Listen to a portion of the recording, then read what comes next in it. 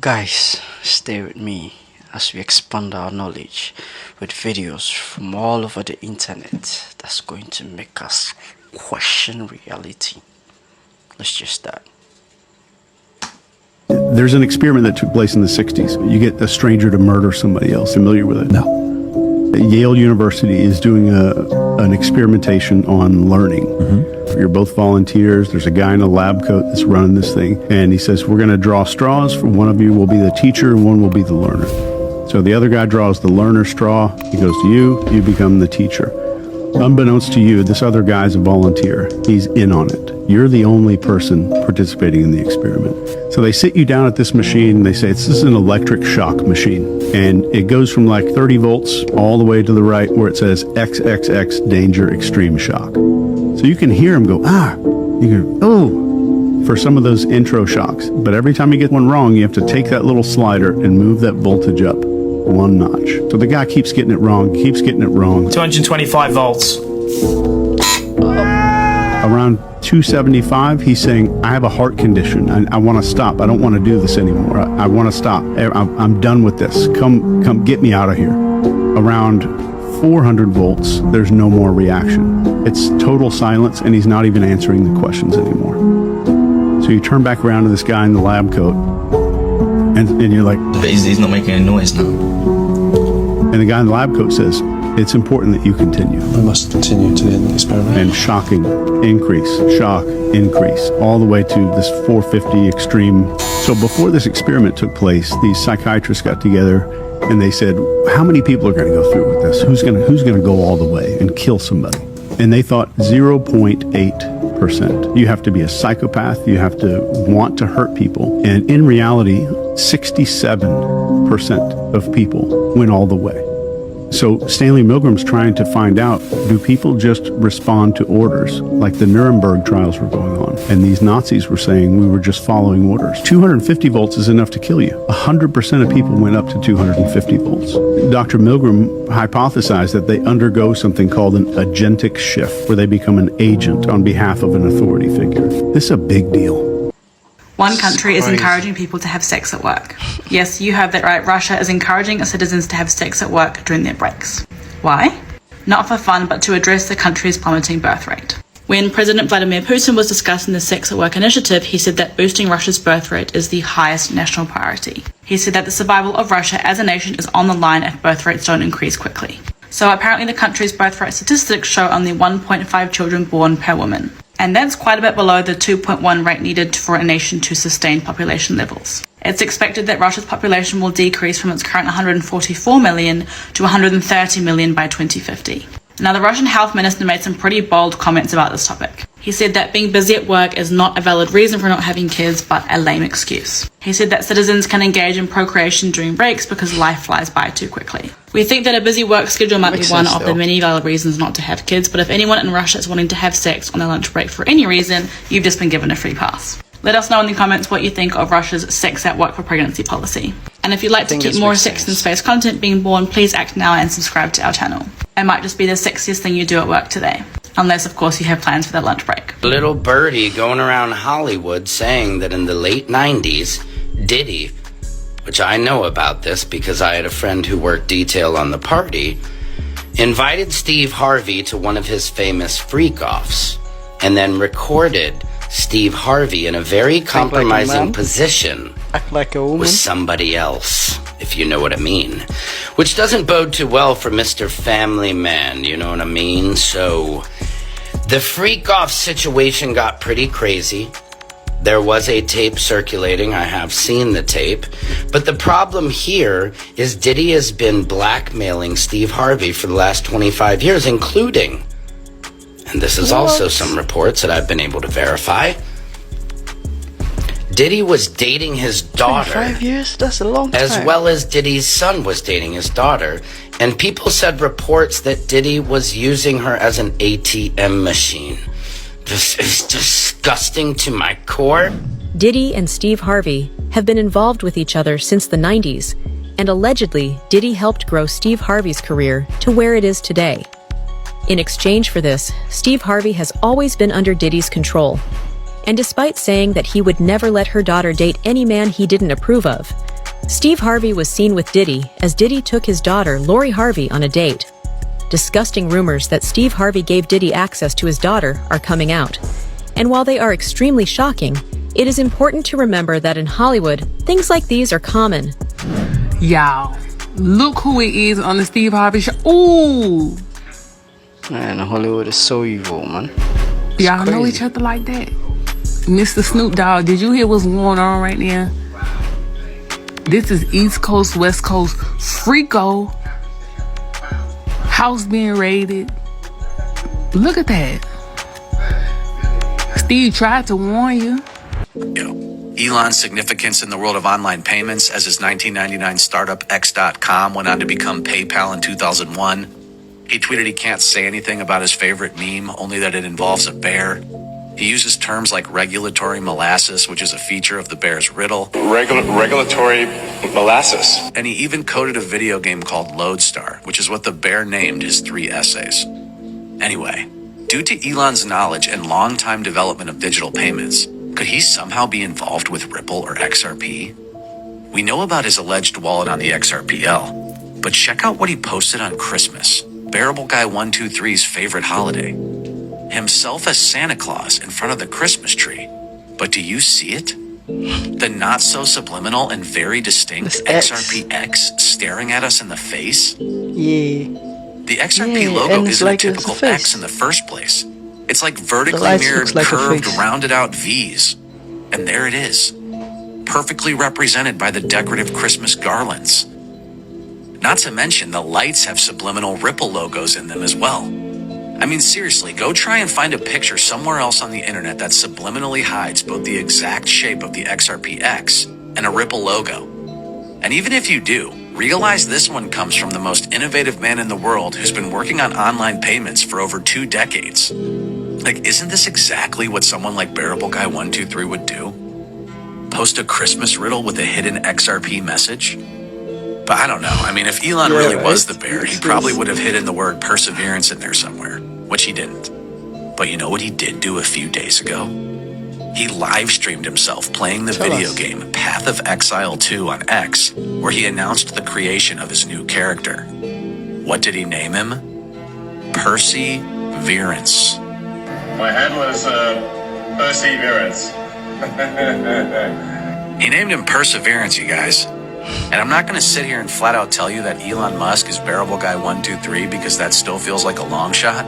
But he just seems so unusually close to the main themes of the bear, and I'm not sure what to make of it. What would happen if you drank clove water every single day for 14 days? The main ingredient in cloves is eugenol. This natural chemical in cloves can help with a painful tooth. Some people use it as a natural mouthwash because it has antibacterial properties. Not only does it freshen your breath, but it can also inhibit tartar. Cloves actually can help stabilize your blood sugars and make insulin more sensitive. There's also liver protective properties in clove. Clove has anti-cancer properties in animal studies. Clove water is great for the throat as well as to increase digestive enzymes. Add a few cloves to some hot water, let it simmer, and drink it down. What does Antony Blinken's family have to do with Israel and Palestine? Antony Blinken's story isn't just about his time as U.S. Secretary of State. Within minutes of Blinken's final press conference, journalist Max Blumenthal interrupted. Reporters in Gaza were on the receiving end of your bombs. Why did you keep the bombs flowing when we had a deal in May? We all knew we had a deal. Everyone in this room knows we had a deal, Tony, and you kept the bombs flowing. But he didn't stop there, actually pointing fingers at Blinken's family, saying, quote, "Your father-in-law was an Israel lobbyist, your grandfather an Israel lobbyist. His grandfather, Maurice Blinken, played a key role in advocating for U.S. support for Israel's creation. His stepfather, Samuel Pisar, was a Holocaust survivor turned international lawyer, counting Robert Maxwell, media mogul, alleged Israeli spy, and father of the infamous Ghislaine Maxwell as a close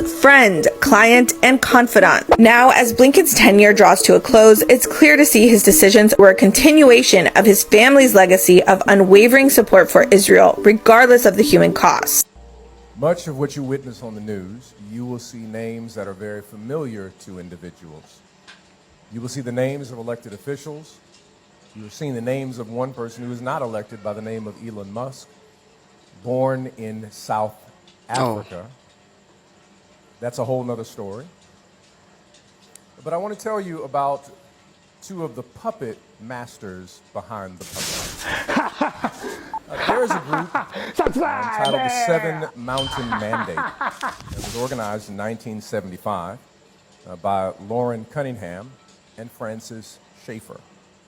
The Seven Mountain Mandate is a conservative Christian group that witnessed the work of the black church during the Civil Rights Movement. And therefore, they wanted that kind of power, but not necessarily with that moral clarity. They believed that they wanted to be able to take over, that there were 7 mountains that must be taken over.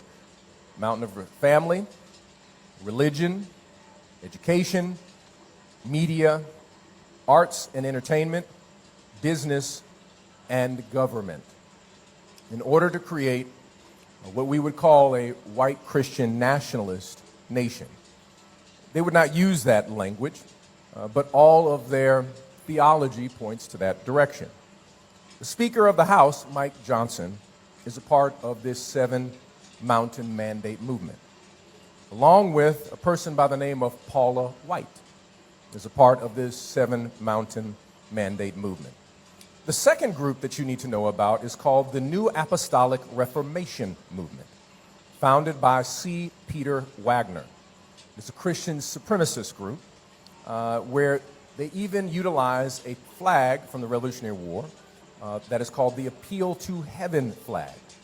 They operate out of biblical literalism, and they want to literally subvert democracy so that there will be a theocracy over democracy. This is the group that promoted that President Obama was a Muslim. This is a group that said that Dwight D. Eisenhower was a communist. This is the group that has promoted election denialism in churches all across the country. These two groups are the ones that are pulling the levers around Project 2025. But they do not want to appear in the media, per se, because they want the puppets to do the work of the puppet master.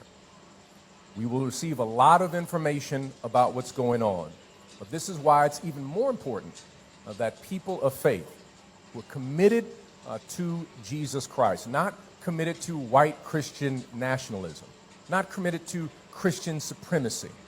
And both of these groups make space for white supremacists. Both of these groups have these elements within them. So it is important that you are familiar with the 7 Mountain Mandate. It is important that you know about the New Apostolic Reformation movement.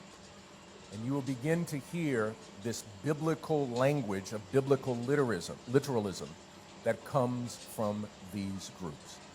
And the current political scene is now merging with the 7 Mountain Mandate and the New Apostolic Reformation in order to take power in this country by undermining democracy, which means specifically that you and I will not have space or be able to vote.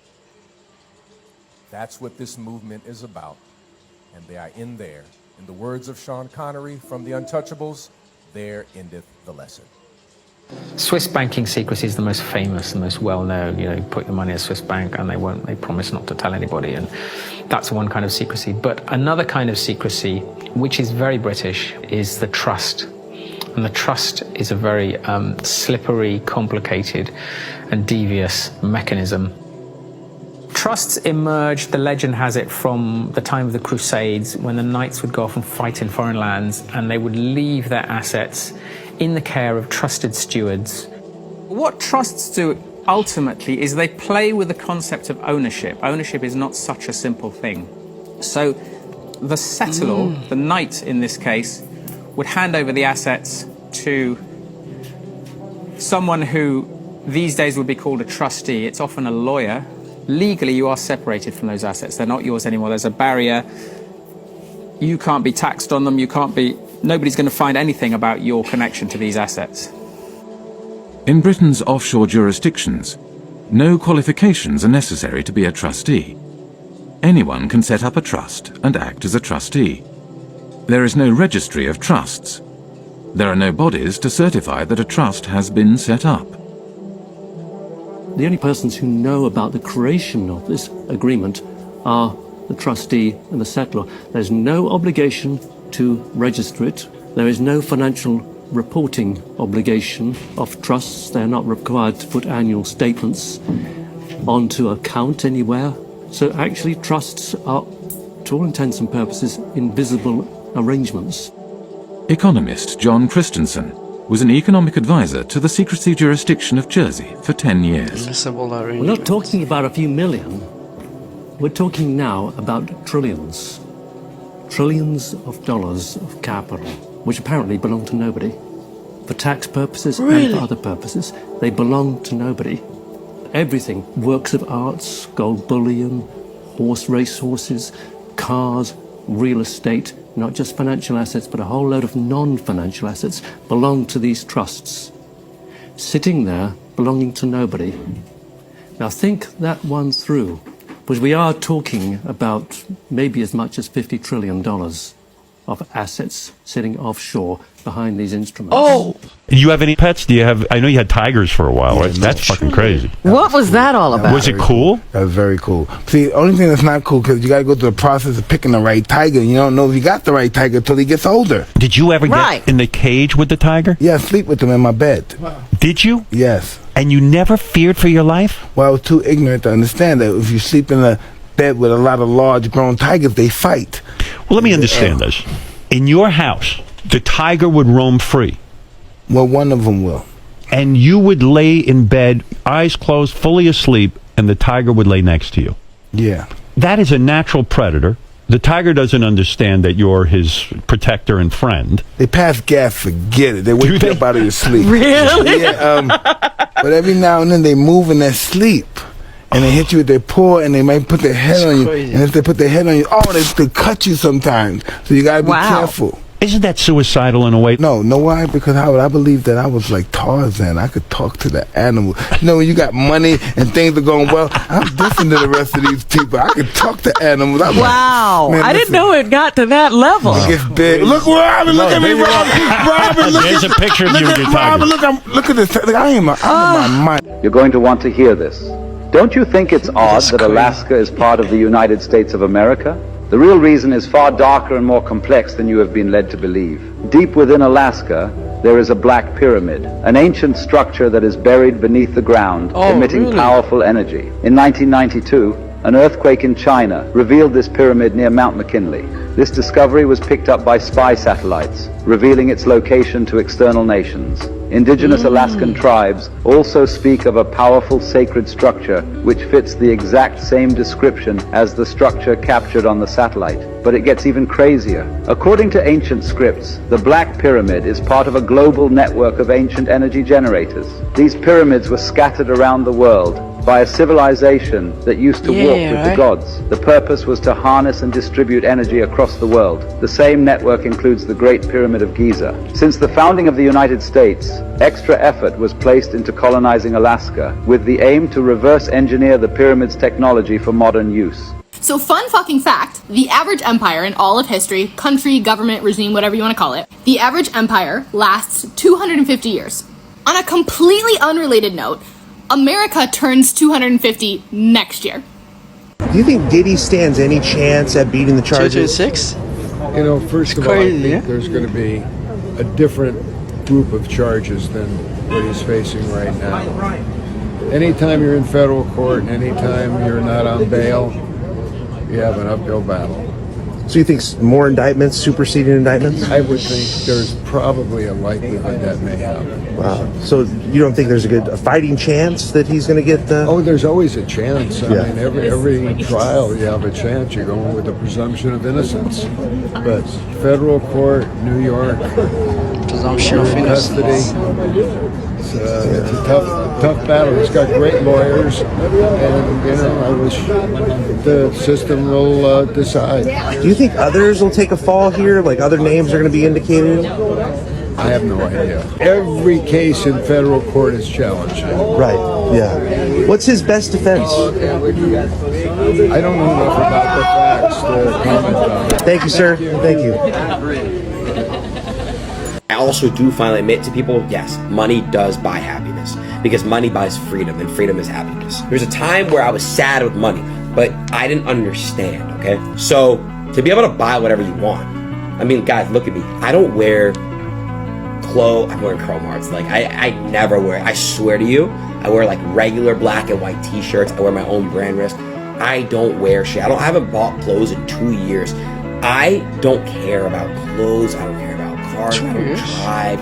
I don't do anything, bro. I don't do anything. My biggest expense is private jets. It's the one thing I like because I love getting into the plane late. You're there, they make your bed, you sleep, you take off, you land. It's just so nice.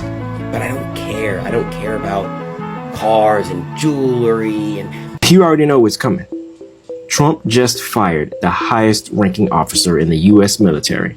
Here's what that means for America's future. President Trump just removed 4-star General Charles Q. Brown Jr. as chairman of the Joint Chiefs of Staff. In his place, he's nominating retired 3-star Lieutenant General Dan Raisin Kane, pending Senate approval. I wonder why they nicknamed him Raisin Kane. But that's not all. This is part of a massive Pentagon shakeup with top military officials getting the boot. They also just fired the Chief of Naval Operations, Lisa Franchetti, who has made history as the first woman to lead the Navy in 2023. Now, Defense Secretary Pete Hegseth said that this is about refocusing the military on warfighting instead of focusing on diversity and inclusion initiatives. Translation: the administration just wants to eliminate DEI policies from the armed forces. Critics, on the other hand, say that this is a dangerous politicization of the military that undermines professionalism. Look, I'm not gonna sugarcoat it. We know that this is not just about leadership changes. We know that the administration is planning on doing defense budget cuts and slashing 5,400 civilian jobs in the US Pentagon. So the question remains, is this really about making the military stronger or more political? The 3 wealthiest people in the United States, who are Elon Musk, Mark Zuckerberg, and Jeff Bezos, their wealth is now the same as the entire bottom 50% of the United States. And their wealth is also an astonishing amount of the entire global population. I mean, because they are in the many, many hundreds of billions of dollars. But there's also, I mean, there's so many ways of looking at this. There's the work that was done on equality. It's our friend the Mooch who points out that when Mitt Romney's dad was the head of General Motors as chief executive of this big company, he lived in a relatively modest home in Detroit. He drove a pretty ordinary car, whereas by the time you get to his son, Mitt Romney, you're in a completely different universe where Mitt Romney has multiple houses, private jets. The multiple between a CEO and a worker, which was in Britain and the United States at sort of 30-fold, is now well up above 200, 300-fold. Colonialism doesn't just take your land, it takes your mind as well. And the British Empire had a clear strategy on this one. Force and enforce English and make people ashamed of their culture and their language. 2 tactics. With British colonial power, there's always the same 2 tactics, right? You've got your hard power, so hard enforcements, the rules, the punishments, the laws, the brutality.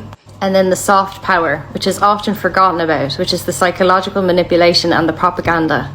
And a lot of internalized shame.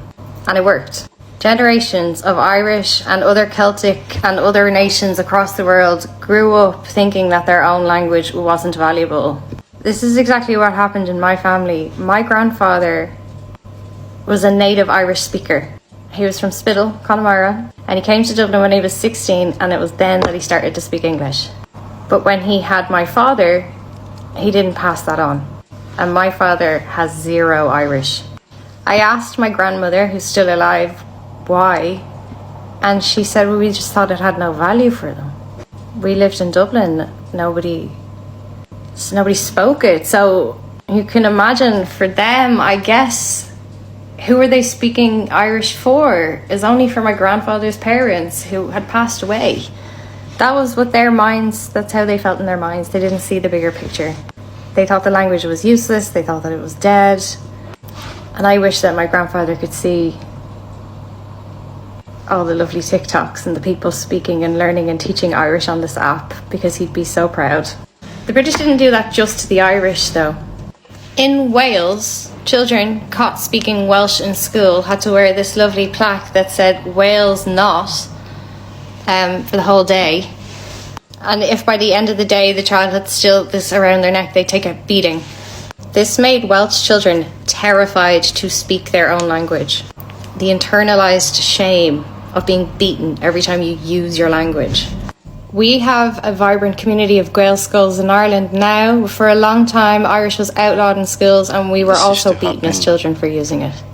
Over time, people start to associate Celtic languages with poor, uneducated Philistines. You know where that word came from. When they went to India and Africa, at first they did allow you to use your native language for one thing. You could read the Bible in it. Once you were converted to Christianity, though, no more language for you. Once the punishments and restrictions were in place, this created a nasty feedback loop that we're still trying to work through. Parents stopped even teaching their children the languages because they thought that they would hold them back. And increasingly, English was embraced as the language of business, and more over generations, parents felt that they must equip their children with English so that they can be successful. That's why English is the most spoken language in the world. It is not the most successful language in the world. It just speaks volumes to the brutality of the British Empire, that they forced that many people to give up their culture. So then what you have emerging in the 20th century is that speaking English becomes a status symbol. Speaking your native language is a sign that you are backwards. And so over time, people didn't need to be forced to speak the language. They did so willingly, thinking that this was a smart choice. And that is the ultimate success of colonialism, when you can get the people to police their own self from your internalized colonial mind. This is still happening. We are still fighting this. Globalism is the new colonialism. Local languages and cultures continue to be erased, except instead of the British, it's the American Empire, and instead of military force, it's corporate power. One of the first ways to resist colonization is to take back your own language skills. Mata cúpla focal nó níos maithagat is féidir leat Gaeilge a labhairt. Trump, probably unlike Biden, says we're not the only major power. We're dealing with many great powers. So it's not just Russia, but it's also China, it's India. So that's more realistic, actually. Trump is probably thinking, okay, I'll make peace with Russia so that we can be more effective in making war with China. And it's very risky because there's a lot of anti-China emotion in Washington, America. It was exciting to see deep-seek fear, that they're afraid so much of China. But not in the right way, but in a dangerous way. Because that also plays into the American arrogance. America is number one. China's not doing anything bad to the U.S. It's not invading the U.S. It's not threatening the U.S. It's just too successful. That's an affront to the United States. So it has to be confronted. So you're afraid. We must not have a tragedy, especially in the nuclear age. So we have to take steps, both sides, not to provoke each other. So my view is, for example, the U.S. should stop arming Taiwan,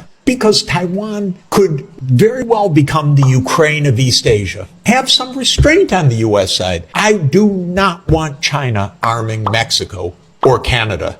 And the United States should think we should not do what we don't want China to do to us. Things just took a turn for the worse, and I don't think you guys are ready for this. I have to say this, but this is not legal advice. These are all allegations. P. Diddy's lawyer literally just dropped the case. And not just dropped it, but dropped it in the middle of the chaos. Like, charges are still being added to this case as we speak.